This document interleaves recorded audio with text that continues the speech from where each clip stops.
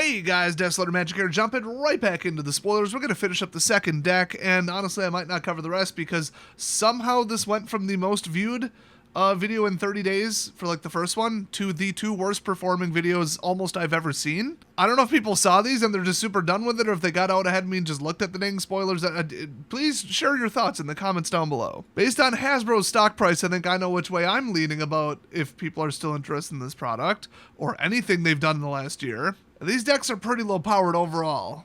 I don't know, man, but what I do know is we're starting with Lucius the Eternal. He prefers the name Lucy. And he's a 5-cost 5/3 legendary creature, Astartes warrior with haste and armor of shrieking souls. When Lucius the Eternal dies, exile it and choose target creature an opponent controls. When that creature leaves the battlefield, return Lucius the Eternal from exile to the battlefield under its owner's control. Pretty interesting idea. I like it better than the bounty hunter they did in the past.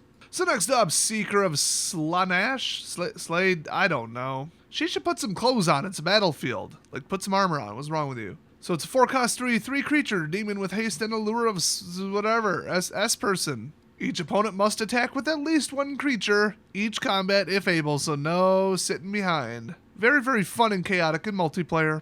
Next up, Chaos Defiler. It's a 5-cost 5/4 artifact creature demon construct with trample and battle cannon. I always love a good cannon.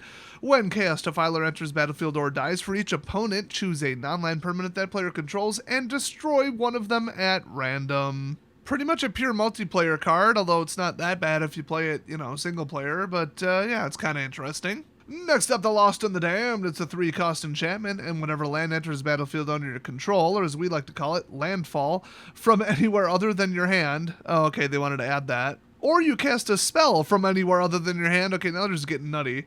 Create a 3/3 red spawn creature token. So get rewarded with tokens for running something weird, degenerate, and recursive. Wonderful. Next up, Zangor Shaman. It's a 4-cost 3/3 mutant shaman with flying and sorceress elixir. When Zangor Shaman deals combat damage to a player, copy the next instant or sorcery spell you cast this turn. I don't know why they felt the need to say when you cast it. Yes, that would be when that goes off. You already said that. And then you may choose new targets for the copy. So I don't like spell cloning, but when you have to honestly hit them first, sure. Next up, oh, you have a Karn too in your universe. Wonderful. Ours is cooler. Karn the Betrayer. It's a 4-cost 5/1. Hello. Legendary creature Astartes Berserker. And the Berserker ability is he attacks or blocks each combat if able. That'll go well being a 5/1, and then Sigil of Corruption. When you lose control of Karn the Betrayer, draw 2 cards. And then the Betrayer. If damage would be dealt to Karn the Betrayer, prevent that damage, and an opponent of your choice gains control of it. What even is this card? This is the craziest thing I've seen lately. So he basically can't take damage of any kind. Doesn't even say combat damage, just damage. He has to attack, and then he just jumps somewhere else. It basically, if they block. They could block with like an 06, but yeah, okay, if they block with anything significant. Well, okay, I guess you get to choose who he goes to, because it's an opponent of your choice. This is just crazy. I don't even know what to think about this. It's definitely not a good card, by the way, but anyway, next up we got Knight Rampager. It's a 5-cost 6/5, nice, artifact creature knight with trample. And Frenzied Rampage, at the beginning of combat on your turn, choose an opponent at random. Knight Rampager attacks that player this combat if able. Oh, that's not good. Can't control him. That is not great. And then when it dies, it deals 4 damage to target opponent chosen at random. It's a lot of coin flips and dice and junk, I gotta say, but whatever. I mean, honestly, Warhammer and D&D people like me, we're used to it. We can roll some dice.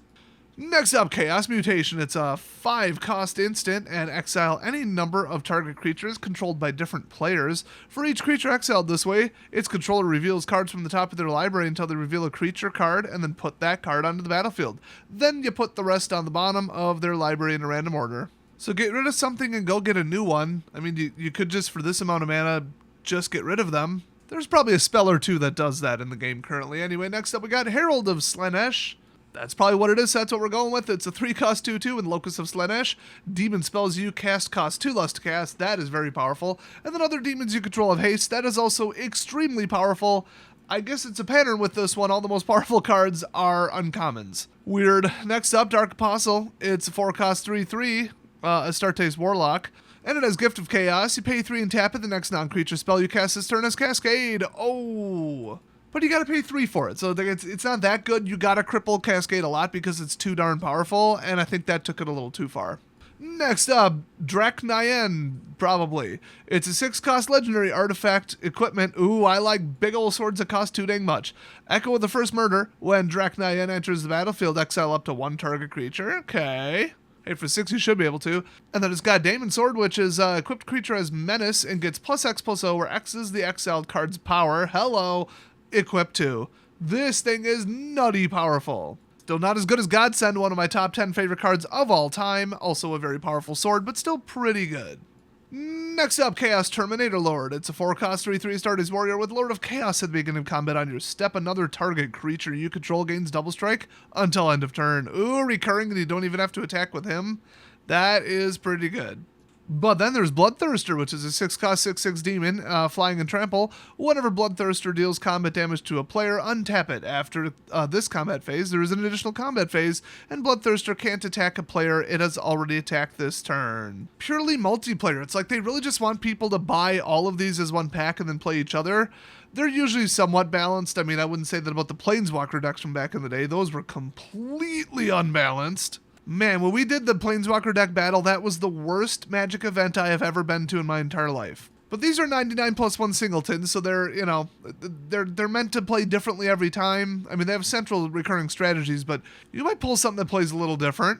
You know, these really do, all of them kind of run together, but I could see if you played these 4 decks against each other, a different one winning every time. So I think that's what they want, because honestly, somebody who buys this, kind of guts it, upgrades the power, makes it actually efficient, throws in a bunch of older cards. You got half Magic, half Warhammer. It doesn't make sense, and people have already complained about that. So I think they weakened these to be more understandable and simplistic with, you know, not just crazy, inexplicable triggers that don't make sense to anybody in out-of-date Oracle text. Which, you know, welcome to Commander, very confusing format, especially for new people. And old-time Magic players or first-time players, they want you to be able to pick this up with your friends and just, like, play it. But that is not going to do good things about the sales. I mean, people were excited about this because the characters are on the cards, but I think people were literally excited about it, not excited about buying it. We'll see how this sells. I don't know. But with all the multiplayer-only cards I've seen, this really seems to be what they were going for. Otherwise, another Commander product like Commander Horizons or something, that would just have power cards in it at an individual level. So next up, we got Exalted Flamer of Tzeentch. Ah yes, the Greek restaurant is referenced again. So it's a 4-cost 2/4 creature demon with Sorceress Inspiration. At the beginning of your upkeep, return an instant or sorcery card at random from your graveyard to your hand. And Fire of Tzeentch. When you cast an instant or sorcery spell, Exalted Flamer of Tzeentch deals 1 damage to each opponent. See, that's another example. There are way better cards than this that do like the same thing for cheaper and better. And by the way, this is incredibly annoying. What if you have basically like a prime number of instant and sorcery cards in your graveyard? How are you going to select one? You'll have to like roll a d20 and then just ignore a certain result. I mean, if it's a nice 8 or something, okay, you roll a d8. If it's like 7, well, you can't roll a d21 or 14 or 7. Well, roll a d8 and ignore 8, I guess. And then you got to like line them up and they say, what are you going top to bottom or bottom to top? And you didn't specify. I don't think that's what you did last time. And this works so much better on digital. But this is supposed to be a very paper product. They really dropped the ball on this at random. It's annoying. I think they wanted to do like dice rolling and stuff because, you know, tabletop. That's what Warhammer people are into, but they really dropped the ball with this. I've asked some people, and they told me I'd rather just be playing Warhammer. If we're going to get together with my Warhammer friends, we're not playing Magic. Boy, it's lucky for WotC that they do not release sales numbers and stuff like this. So next up, Venom Crawler. It's a 4-cost 2/2 artifact creature demon with lifelink and Devourer of Souls. Whenever another creature dies, put a 1/1 counter on Venom Crawler. Now that's a powerful card. Now not for 4 it is as a 2/2.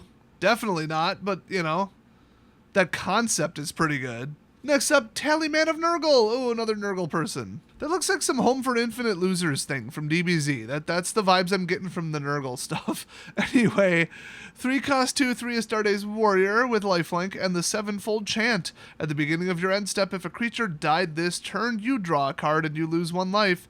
If 7 or more creatures died this turn, what the hell happened? But also, instead you draw 7 cards and you lose 7 life. I mean, after a board wipe, that would, in theory, be pretty good, but not if you're losing the game. Still. Anyway, next up we got Poxwalkers. Well, that's in poor taste. Anyway, 3-cost 3/1 zombie with Death Touch and Curse of the Walking Pox.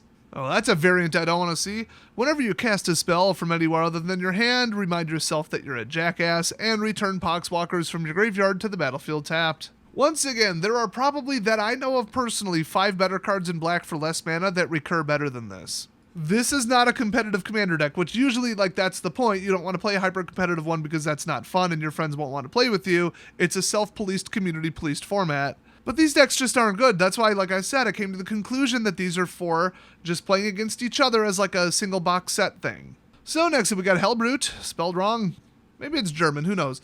It's a 5-cost 5/3 artifact creature to start as Dreadnought with haste and Sarcophagus. You may cast Hellbrute from your graveyard by exiling another creature card from your graveyard in addition to paying its other costs. Oh, that's a good ability. I like that. That's pretty good. Haste, too. Oh, yeah. Next up, we got Plague Drone. It's a 4-cost 3/3 creature demon with flying and Rotfly. If an opponent would gain life, that player loses that much life instead.